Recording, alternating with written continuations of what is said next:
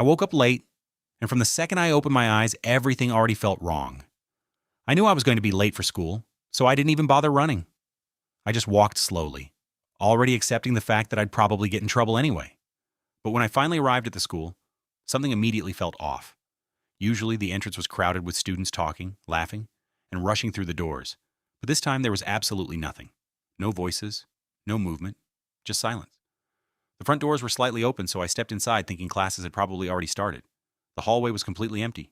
The lights above me flickered weakly, casting strange shadows across the walls, and the only sound I could hear was the echo of my own footsteps.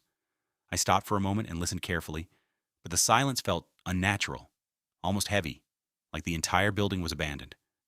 I kept trying to convince myself that everyone was simply sitting in class, so I continued walking toward my classroom. When I reached the door, I noticed it was closed. I knocked once, but nobody answered. I knocked again, louder this time, and still nothing. Slowly, I grabbed the handle and pushed the door open. The second I stepped inside, I froze. The classroom didn't look normal anymore. The desks had been pushed against the walls, and cables, metal cases, and strange equipment were scattered all over the floor. Several people wearing heavy protective suits stood inside the room, and the moment they saw me, they all turned around at the same time. One of them quickly raised his hand and told me not to move. My heart immediately started pounding.